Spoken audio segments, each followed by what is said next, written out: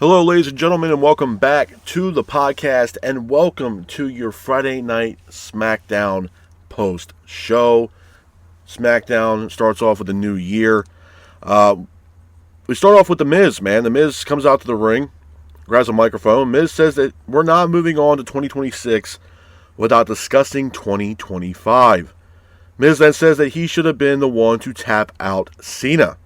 Miz says that he demands respect. He also talks about Joe Hendry, but does not mention his name. Miz then mocks John Cena, as well as mocking the fans.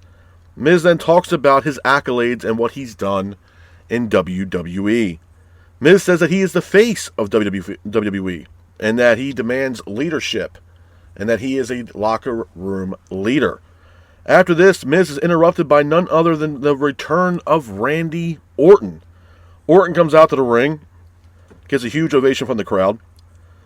Miz then grabs a microphone, says that it's good to have Orton back. Miz then was trying to get a team with Orton, but then Orton hits an RKO out of nowhere on the Miz.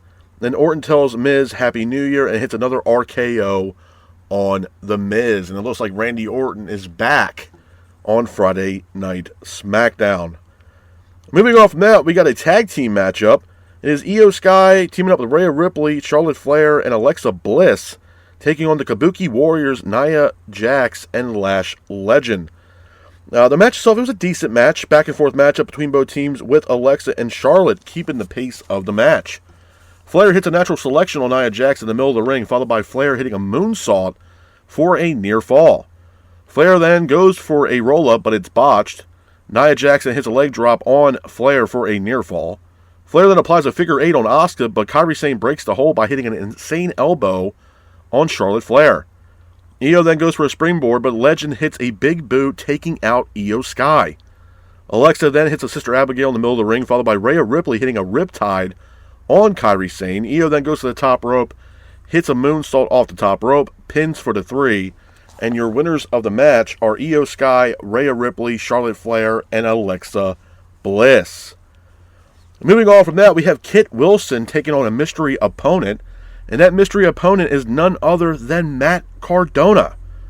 Before the match even takes place, it is announced from Michael Cole that Matt Cardona has now signed with the WWE. Now, if you guys go back during the Last Time Is Now tournament, we saw the return, well, it was at the time a one-off, of the return of Zack Ryder in the Last Time Is Now tournament. So we have Matt Cardona.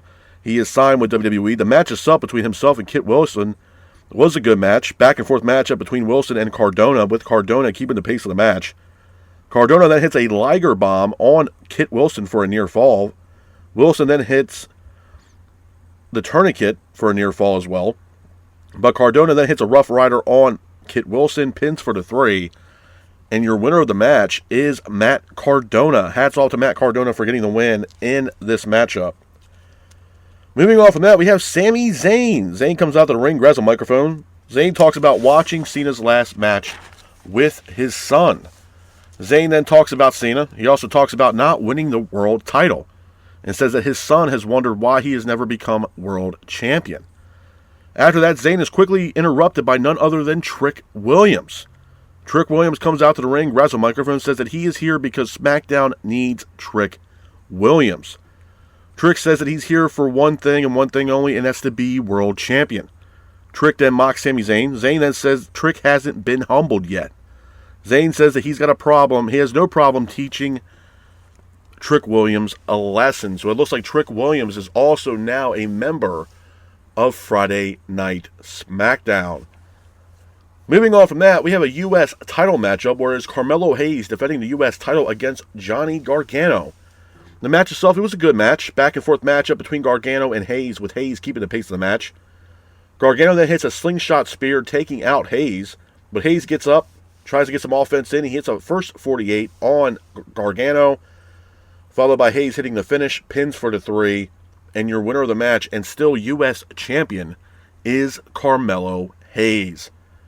After the match, we get a video package of Oba Femi. It looks like Oba Femi might also be making his way to the main roster, and maybe, just maybe, might be making his way to Friday Night Smackdown.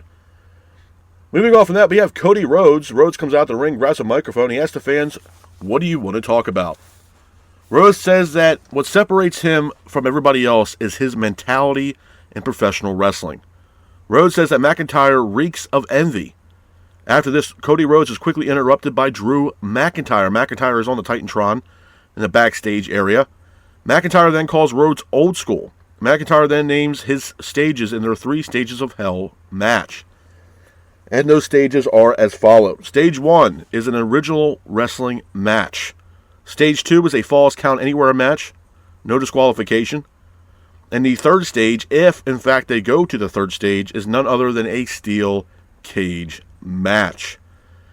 McIntyre then takes it personal with Cody Rhodes by taking a picture that he found on Cody Rhodes' bus. And the picture was Cody Rhodes and Dusty Rhodes. McIntyre says that Dusty would be ashamed of the person of who Cody Rhodes has become. McIntyre then smashes the picture onto the ground. Rhodes then goes after McIntyre in the back, but he's stopped by WWE security and Nick Aldis. But somehow McIntyre makes his way out to the ring. He's holding a picture in his hand and a lighter above a trash can. McIntyre then sparks the lighter. He ends up burning the picture, throwing it in the dumpster, and Rhodes is trying to do everything he can to get to Drew McIntyre, but again, Rhodes is stopped by WWE security and Nick Aldis, and you can hear Nick Aldis telling McIntyre that he has lost his mind. Some interesting stuff there between Drew McIntyre and Cody Rhodes. Moving on from that, we have a women's U.S. title match where Chelsea Green defends the women's U.S. title against Julia. The match itself, it was a good match, back and forth matchup between Julia and Green, with Julia keeping the pace of the match. Julia and Green both exchange in the middle of the ring, with Julia hitting a Northern Light bomb on Chelsea Green, pins for the 3. And your winner of the match and new women's U.S. champion is Julia. Hats off to Julia for getting the win in this matchup. Moving on from that, we go into our main event of Friday Night SmackDown. It is an ambulance match. It is Damian Priest taking on Aleister Black. This is pretty much a grudge match between Priest and Aleister Black, a rivalry, if you will. It's been going on for a month. The match itself has been a good match. Back and forth matchup between Priest and Aleister Black, with Priest keeping the pace of the match. Aleister then hits Priest with a chair shot, followed by Priest getting up, hitting a chokeslam on Aleister Black on to the apron. Priest then hits a Hurricane Rana off the top rope on Aleister Black. Aleister tries to get some offense in by hitting Priest with a backboard. Zelina Vega then gets involved by opening the ambulance door, but she is greeted by none other than Rhea Ripley. Ripley then runs after Zelina Vega. She ends up catching Zelina in the middle of the ring. Rhea ends up hitting a riptide on Zelina in the middle of the ring. Aleister then tries to close Priest inside the ambulance, but Priest kicks the door open. Priest then has a crutch in hand, ends up hitting Aleister Black with the crutch, followed by Damian Priest spraying Aleister Black in the face with a fire extinguisher. Priest then hits Aleister with a fireball, a little payback from what Aleister Black did to Damian Priest a while back ago. Priest then brings out a table from the backstage area, but Priest then throws Aleister off the ambulance through the table below. Priest then climbs off the ambulance. He grabs Aleister Black. He throws Aleister Black into the ambulance, closes the door, and your winner of the match is Damian Priest. Hats off to Damian Priest for getting the win in this matchup. A couple things I want to talk about, man, when it pertains to Friday Night SmackDown before I get the hell up out of here. Number one, this was the first SmackDown of the new year, and this was the first SmackDown of the new year that is going to be 3 hours. That is correct. SmackDown for the foreseeable future will be on the USA Network at 3 hours. Now, again, a lot of people, before this SmackDown even took place, had some frustrations, had their worries of how SmackDown was going to play out with them being 3 hours and the talent level that SmackDown has on their current roster. Now, again, I was on the same boat. I was very concerned with how SmackDown was going to play out, being that it's going to be 3 hours every single Friday night, which is already a shitty time slot as it is, with Raw going from pretty much 8 to 11 every single Friday night, especially with the roster and the landscape that they currently have right now. But that landscape looks like it got a very vastly quick change. It looks like SmackDown has acquired not only the return of Matt Cardona, we also get Trick Williams called up to the main roster. He has his first match on SmackDown against Rey Fenix. So Trick Williams is a part of the SmackDown roster. We also get Jordynne Grace backstage. She had a couple segments backstage some talks, if you will, with the likes of Nick Aldis, Chelsea Green. She also had a face-to-face confrontation with Jade Cargill. So it looks like Jordynne Grace might be also making her way to the main roster and be on SmackDown. And we also get this vignette that was played of Obafemi. Now, again, I praised Obafemi. I think Obafemi did a fantastic job in NXT. He's one of the top guys for NXT. He had some really good matches. He had that great match with Cody Rhodes at John Cena's last match at Saturday Night's Main Event, which was a really good match. Obviously, it was interrupted by Drew McIntyre. But Obafemi looks like he is on his way to the main roster. It looks like he might be also on his way to Friday Night SmackDown. Now, these are some big-time names coming in, possibly to Friday Night SmackDown. And not for nothing, they need it.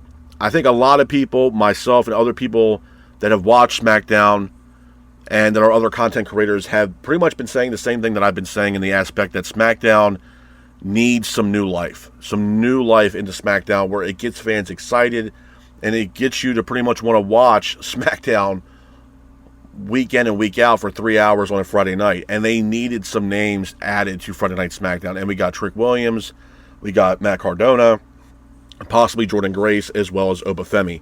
They need these names 100%. I don't think Monday Night Raw has any issue at all with call-ups right now. You might be able to see Javon Evans maybe get called over to Monday Night Raw. Again, very, very good talent. But I think Monday Night Raw right now, as it stands, is not bad off at all.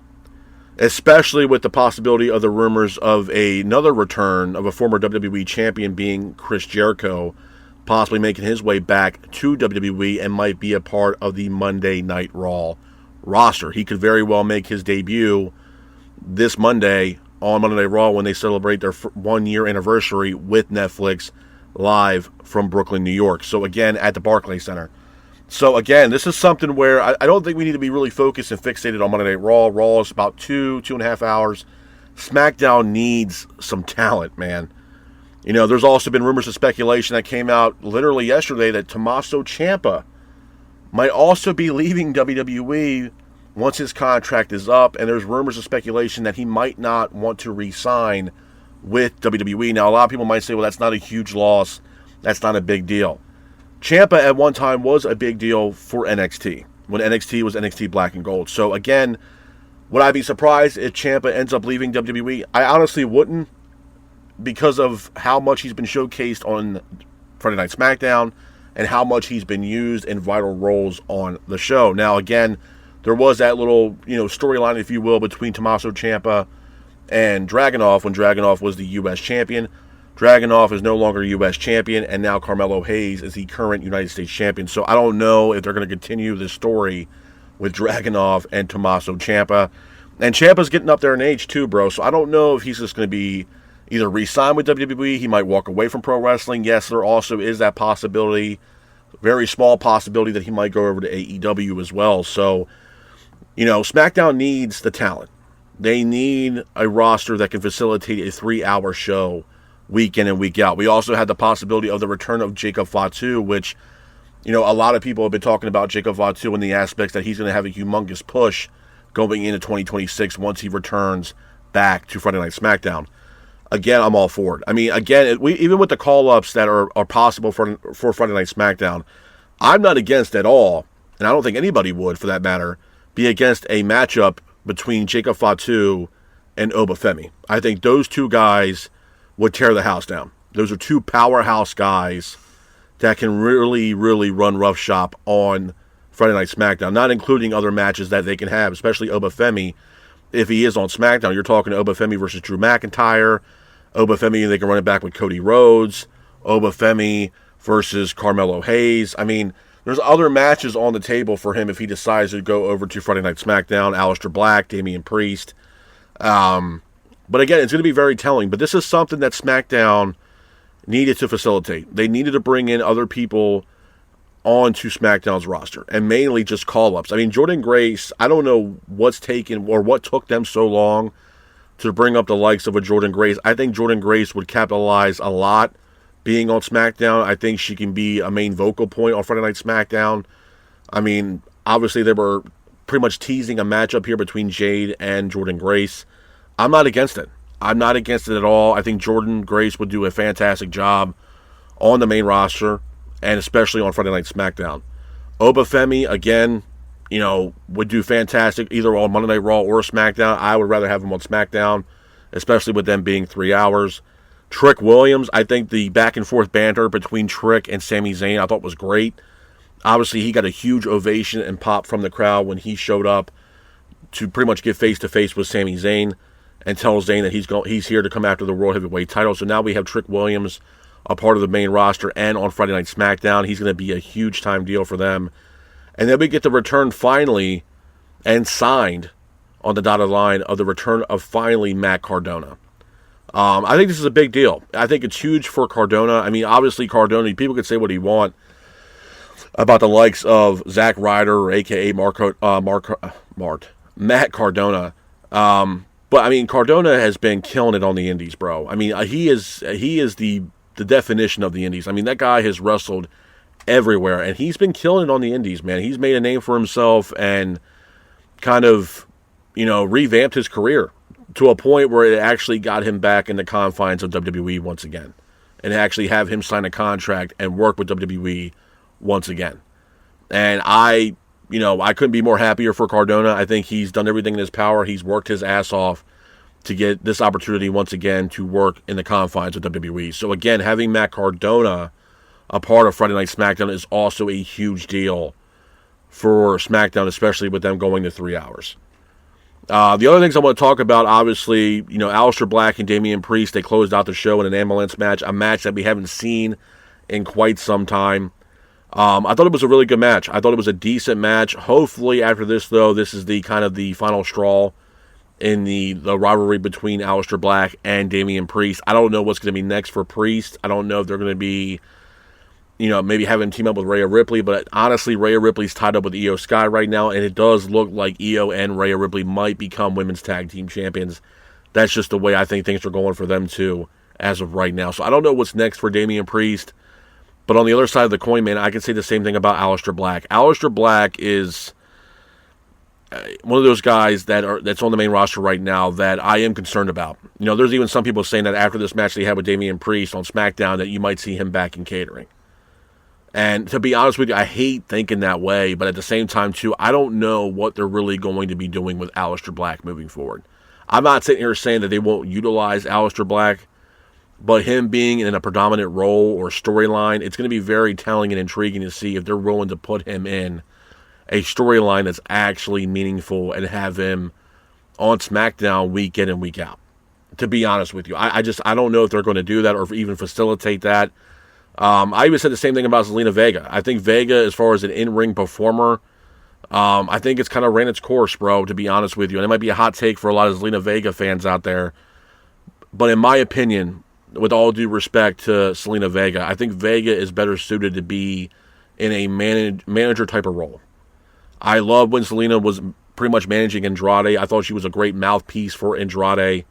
And now the fact that we have Zelina pretty much not managing, but being a part of Aleister Black, her real life husband and stuff like that, I think it benefits her immensely, because I don't know how she fits into the fold of the current roster on SmackDown for the women's side of things on SmackDown, to be honest with you. And let's be honest, man, her run as U.S. champion, it fell flat. I don't think a lot of people genuinely gave a shit about Zelina Vega being the women's U.S. champion. And not for nothing, and not to really shit on Zelina Vega as far as her being a competitor, but I don't really even know if SmackDown themselves really genuinely have a plan for the women's U.S. title compared to what they do on Monday Night Raw for the Women's Intercontinental Championship. I feel like the Women's Intercontinental Championships have gotten a lot more spotlight than the Women's U.S. title, to be honest with you. And not only that, I mean, Chelsea Green lost the belt, now it's back to Julia. So, I mean, it's one of those titles that's just, it's very wishy-washy, man. And that was one of my biggest fears with them bringing in these women's titles, that maybe it might take away from the main roster titles as far as the Women's World Championship or the WWE Women's title. So I think the U.S. title for the women kind of just takes a back seat as far as having the spotlight or the acknowledgement of it being a serious title to be focused on within the confines of WWE, to be honest with you. Obviously, the other big elephant in the room was Drew McIntyre and Cody Rhodes. McIntyre announced this match, or the stipulation of the match, of the 3 stages of hell, a match that we haven't seen in quite some time. He announced the stages for those matches. We get a singles match, we have a Falls Count Anywhere match, and we also had a steel cage match as well. And this matchup between Rhodes and McIntyre is going to be very telling, because McIntyre has come up short quite a bit against Cody Rhodes. Obviously, this is not the first time these two had squared off. But what McIntyre did last night, he really made it personal. Talking about Rhodes' family. He talked about getting on Cody Rhodes' tour bus, and then finding some items on the bus. Most notably, the picture that he had ended up finding, the picture of Cody Rhodes and the late, great Dusty Rhodes. And McIntyre took it personally. He took this picture, he smashed it on the ground in the backstage area, then somehow miraculously makes his way out to the ring, where he takes a lighter and lights this picture on fire and throws it into a dumpster while Cody Rhodes is trying to do whatever he can to basically beat the dog shit out of Drew McIntyre. It's going to be very telling to see how this match plays out. And the reason why that is because seemingly back-to-back weeks, or I would say almost back-to-back weeks, we have 2 title matches for WWE's most predominant titles. We have CM Punk defending the World Heavyweight title against Braun Breaker at the Barclays Center. And then we have Drew McIntyre versus Cody Rhodes in a 3 Stages of Hell match for the Universal title, pretty much back-to-back. So it's going to be very telling to see which one of these world champions are going to drop their world title. And there's a lot of factors that go into this. If we're looking at the aspect, even though we're talking about SmackDown, but we're talking about both these titles, if we're looking at the aspect of Monday Night Raw, we have CM Punk taking on the likes of a Braun Breaker. And CM Punk also has to deal with the Vision. The Vision has to deal with CM Punk, and vice versa. Now, the wild card in this, in my opinion, could this be something where Chris Jericho makes his debut during this match, ultimately costing CM Punk the world title, and allowing Braun Breaker to beat CM Punk, and Breaker becomes the new World Heavyweight Champion? And Chris Jericho, who makes his long-awaited return back to WWE, becomes basically the new member and maybe leader of the Vision. I think Jericho, if he does in fact come into WWE, I would 100% align Jericho with the Vision. The Vision need that veteran leadership. They had it with Seth Rollins. Obviously, Rollins got kicked out of the Vision due to Braun Breaker pretty much beating the piss out of Seth Rollins, and Rollins also sustaining injury in the match that he had against Cody Rhodes. But they don't really have a leader. People can say, oh, it's Paul Heyman. No, Paul Heyman is the mouthpiece and the person who put this team together. But there needs to be somebody that brings a little spotlight into this stable with the Vision. And I couldn't think of a better name or a better person to facilitate to be the new leader of the Vision than the return of Chris Jericho. He brings in that veteran leadership. He would bring in that star power. He would bring in that spotlight to the Vision, because once he walks through the doors of WWE and that music hits, whether it's his old school theme or whether it's, Judas, it's going to get a lot of people talking, and it's going to get a lot of eyeballs on whatever Jericho's doing, and whatever Jericho's doing, especially if he's aligned with the Vision, it's also going to get eyeballs on the Vision. And this could be something that could be a very big deal if Jericho joins the Vision on Monday Night Raw. And I think that's the best way to bring him in, especially if they decide to bring him in on the 1-year anniversary of WWE working with Netflix. Live from the Barclays Center. I think it's a big deal. And I think if I was Chris Jericho and the powers that be over in WWE,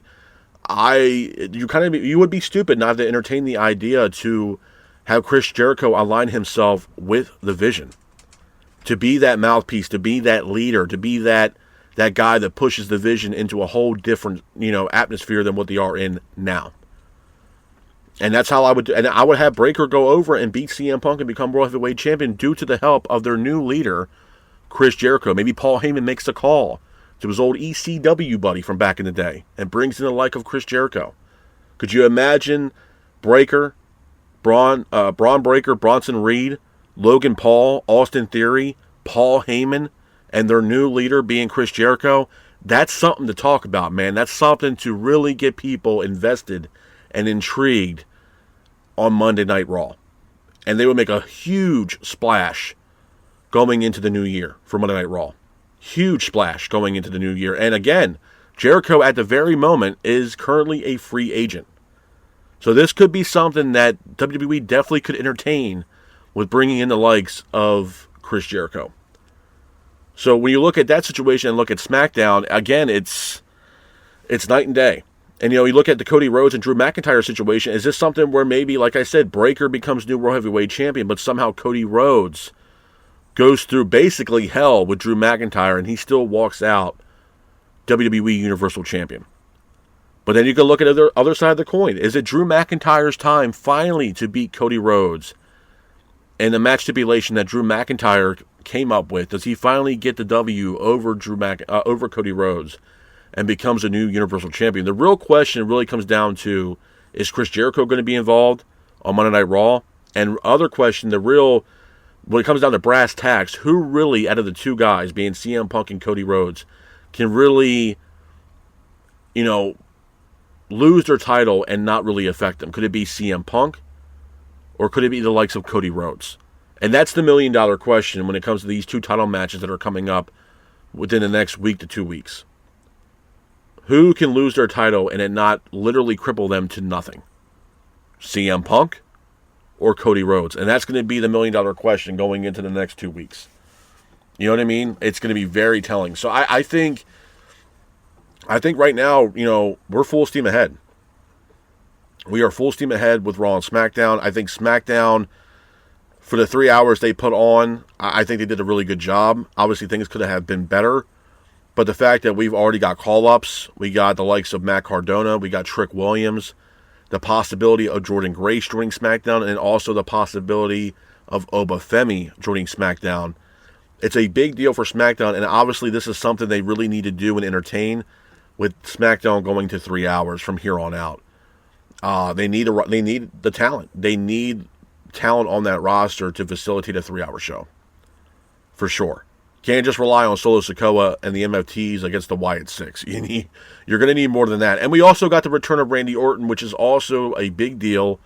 If he can stay healthy, he can play a vital role in SmackDown being 3 hours and be one of the main vocal pieces going into SmackDown every single week on Friday for 3 hours. So again, the time was now basically for Orton to come back. Them going to 3 hours, they needed some top names for Friday Night SmackDown.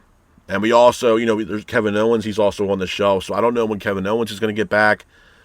Again, great addition back to Friday Night SmackDown. They need the talent. They need, at the bottom line of it, the brass tacks of it, they need talent to facilitate a 3-hour SmackDown every single week on Friday night. And with these call-ups and what they did last night, I think SmackDown is slowly starting to go in the right direction as far as bringing in new talent, creating new stories, and putting on memorable matches for the fans. That way the fans will be entertained to want to watch SmackDown every single Friday for 3 hours moving forward in 2026. But again, man, I can't complain. It wasn't a bad show. Obviously, things could have been better. But like I said, with these call-ups, it's going to be very interesting and intriguing to see what happens on SmackDown for the foreseeable future, especially going in to the new year. But with that being said, though, this is my review of Friday Night SmackDown. I hope you guys are out there staying safe. Be careful, and remember, stay classic. Peace.